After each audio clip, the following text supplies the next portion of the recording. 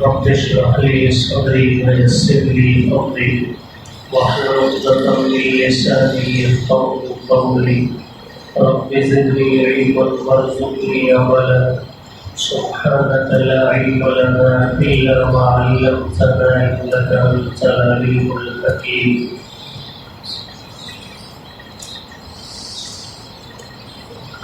وَإِنَّ إِلْيَاسَ لَمِنَ الْمُرْسَلِينَ، اور بے شک حضرت الیاس علیہ السلام بھی پیغمبروں میں سے ہیں.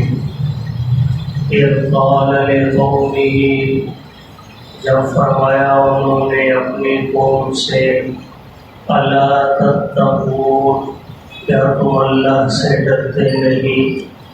أَتَدْعُونَ بَعْلًا، کیا تم پوجا کرتے ہو بال کی؟ وَتَذَرُونَ أَحْسَنَ الْخَالِقِينَ، اور چھوڑ بیٹھے ہو بہترین پیدا کرنے والے کو، اللہ جو کہ معبود برحق ہے، ربکم ورب آبائکم الاولین، پروردگار ہے تمہارا بھی اور تمہارے پہلے آباء و اجداد کا بھی. فَكَذَّبُوا، پس انہوں نے جھٹلایا اس کو، فَإِنَّهُمْ لَمُحْضَرُونَ، پس بے شک وہ لوگ پکڑ کر اللہ کے سامنے حاضر کیے جائیں گے. إِلَّا عِبَادَ اللَّهِ الْمُخْلَصِينَ، مگر اللہ کے چنے ہوئے بندے. وَتَرَكْنَا عَلَيْهِ فِي الْآخِرِينَ، اور چھوڑ دیا ہم نے ان پر پیچھے رہنے والوں میں. سلام علی الیاسین، سلامتی ہو حضرت الیاس پر. اِنَّا كَذَلِكَ نَجْزِي الْمُحْسِنِينَ، بے شک اسی طرح ہم بدلہ دیتے ہیں احسان کرنے والوں کو. إِنَّهُ مِنْ عِبَادِنَا الْمُؤْمِنِينَ، بے شک وہ ہمارے ایماندار بندوں میں سے.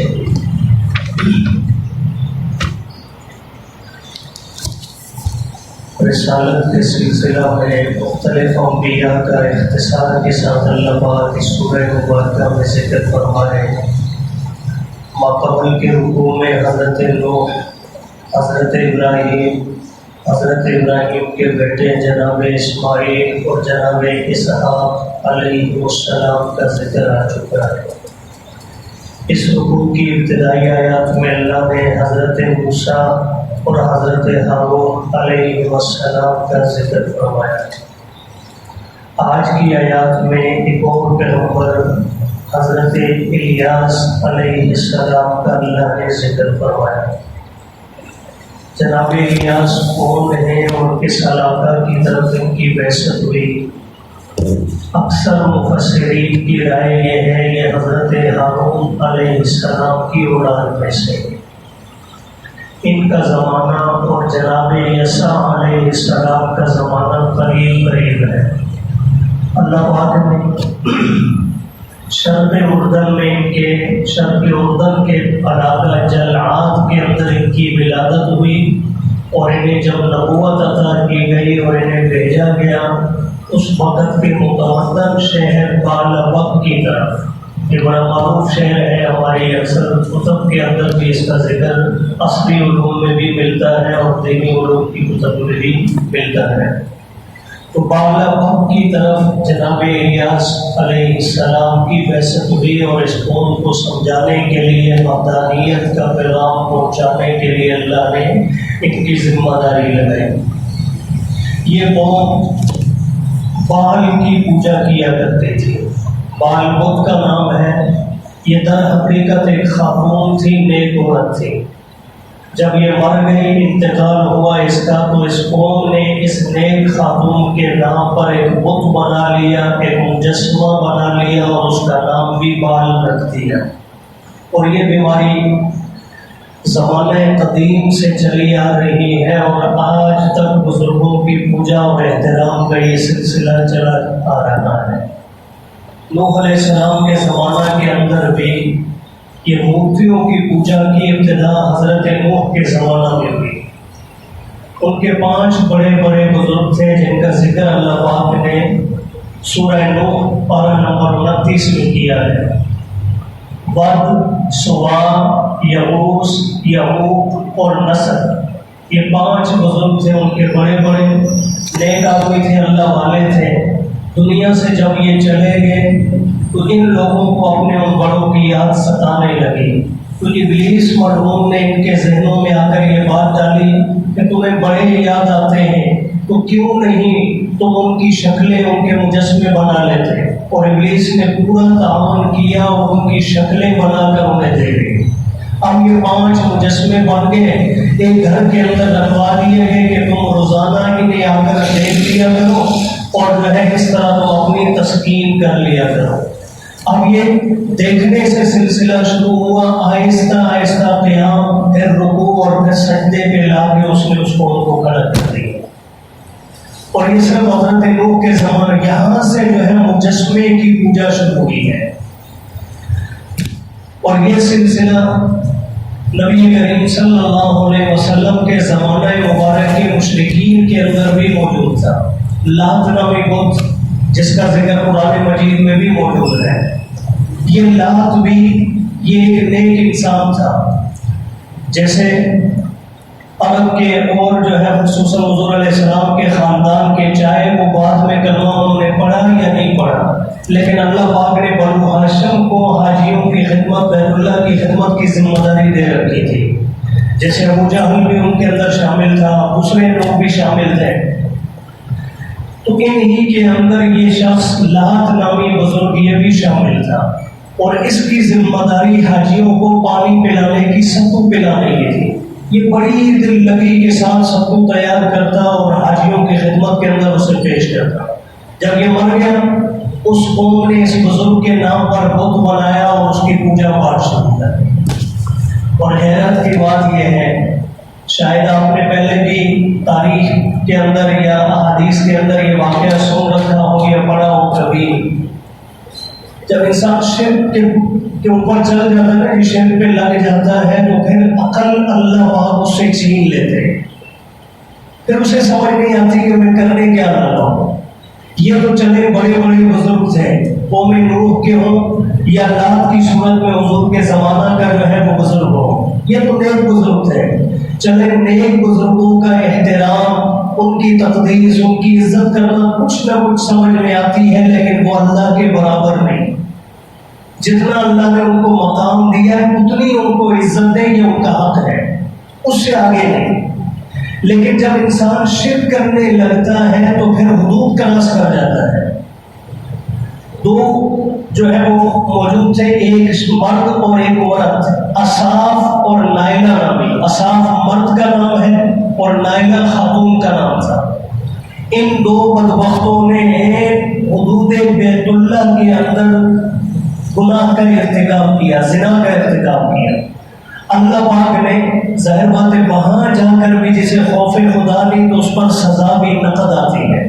اللہ نے وہی سزا انہیں دی، اور یہ دونوں جو ہے گوشت کی بجائے، گوشت ہڈیوں کی بجائے یہ پتھر کے بن گئے، پتھر کے مجسمے بن کر وہاں کھڑے ہو گئے۔ اب قوم نے ان دونوں کو اٹھایا، ایک کو لے جا کر صفا پہاڑی پہ رکھ دیا، دوسرے کو لے جا کر مروہ پہ رکھ دیا۔ اس وقت رکھنے والوں کا مقصد یہ تھا کہ جب لوگ صفا مروہ کی سعی کریں گے تو ان کو دیکھ کر وہ عبرت حاصل کریں گے کہ دیکھیں کتنے بڑے بدبخت تھے، بیت اللہ کے اندر بھی انہیں حیا نہیں آئی اور اللہ نے کتنی سخت سزا دی۔ اب ایک عرصہ تک تو یہی رہا، قوم جاتی انہیں دیکھتی اور عبرت حاصل کرتی رہی۔ آہستہ آہستہ زمانہ جب گزرتا گیا اور شیطان نے آنے والوں کے ذہنوں میں ڈالی بات کہ یہ جو صفا مروہ پہ رکھے گا یہ کوئی معمولی لوگ نہیں ہیں، یہ کوئی بڑی پہنچی ہوئی تھی شخصیات، تبھی تو انہیں لا کر صفا مروہ پہ رکھا گیا ہے، ان کا تم احترام کیا کرو، ان کی پوجا کیا کرو۔ پھر ان کے سامنے بھی صفا پہ پہنچتے وہاں سجدہ، مروہ پہ آتے وہاں سجدہ، حالانکہ وہ دونوں کیا تھے، زانی اور ثانیہ۔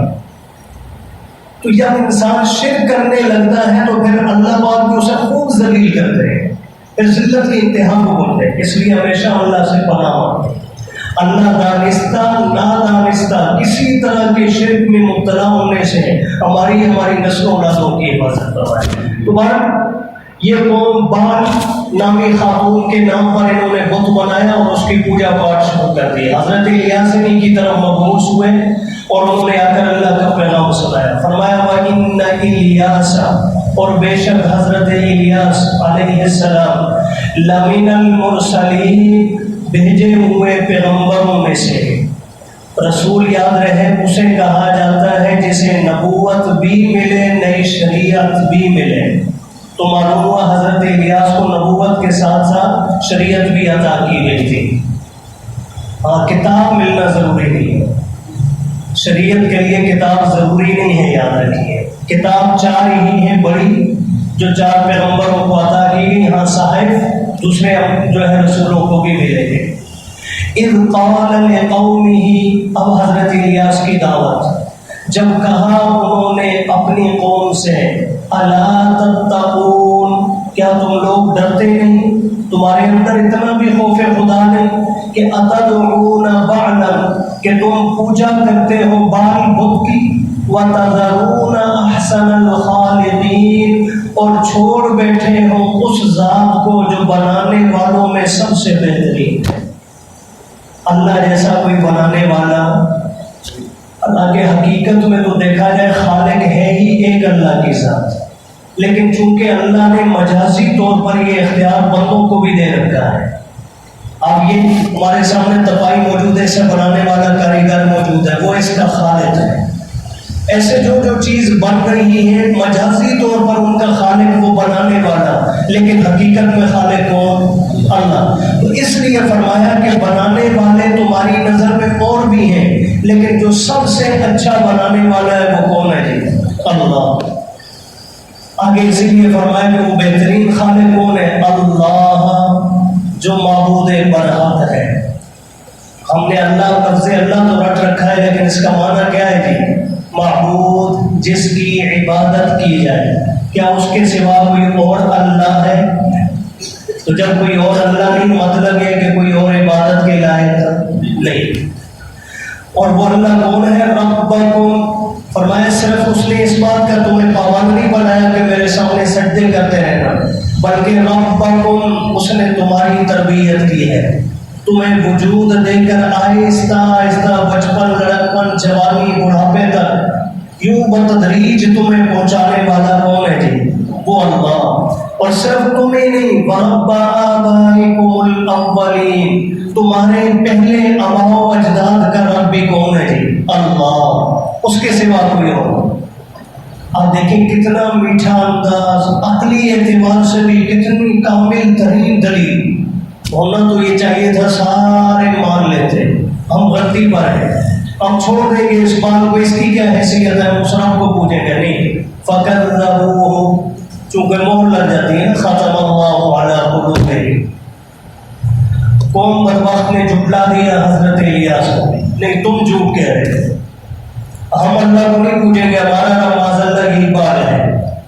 فَإِنَّهُمْ لَمُحْضَرُونَ، اللہ فرمانے انہوں نے جو کرنا تھا کر لیا، جھٹلا دیا حضرت الیاس کو، پس بے شک یہ لوگ بھی روز محشر پکڑ کر حاضر کیے جائیں گے، گرفتار کر کے فرشتے پکڑ کر گھسیٹ کر لائیں گے ہمارے سامنے، لیکن سب کو نہیں، کچھ لوگ بچ جائیں گے۔ وہ کون ہیں؟ الا عباد اللہ المخلصین، مگر اللہ کے چنے ہوئے بندے۔ اور چنے ہوئے کون ہیں؟ جنہیں اللہ ایمان عطا فرمائے، مومن، یہ اللہ کے مخلص بندے ہیں۔ وَتَرَكْنَا عَلَيْهِ فِي الْآخِرِينَ، اب حضرت الیاس نے توحید کی دعوت دی، خود قائم رہے، تکالیف سہی، تو اللہ فرما رہے ہم نے چھوڑ دیا حضرت الیاس پر پیچھے رہنے والوں میں کہ سلام علی الیاس، کہ پیچھے والوں کے سامنے جب بھی حضرت الیاس کا نام آتا ہے تو کیا کہتے ہیں؟ علیہ السلام، ان پر سلام دیں۔ یہ الیاسی مراد حضرت الیاس ہی ہیں، یہ عربی قرات کے اندر کبھی کبھی یوں پڑھا جاتا ہے، جیسے طور سینا اصل لفظ ہے، لیکن سورہ 3 کے اندر اللہ نے کیا فرمایا؟ طور سینین، تو ایسے ہی یہ بھی الیاس کو عربی قرات کی وجہ سے الیاسین پڑھا گیا، ورنہ وہی نام پڑھا ہے۔ فرمایا انا کذالک نجزی المحسنین، بے شک اسی طرح ہم بدلہ دیتے ہیں نیکی کرنے والوں کو، انہ من عبادنا المؤمنین۔ اب حضرت الیاس کے کام کیا؟ توحید خود اپنائی، دوسروں کو دعوت دی، شرک کی مذمت فرمائی۔ اللہ فرما رہے ہیں یہ ہمارے مومن بندوں میں سے۔ تو یاد رکھیے مومن ہونے کے لیے ایک شرط لازم ہے، باقی چیزیں آپ میں ہیں یا نہیں، لیکن کم از کم توحید کیا ہے جی؟ ضروری ہے۔ توحید ہی نہیں، باقی ساری ایمانیات آپ جمع کر لیں، آپ مومن کہلانے کے حقدار نہیں ہیں۔ اللہ دین کی سمجھ اور عمل کی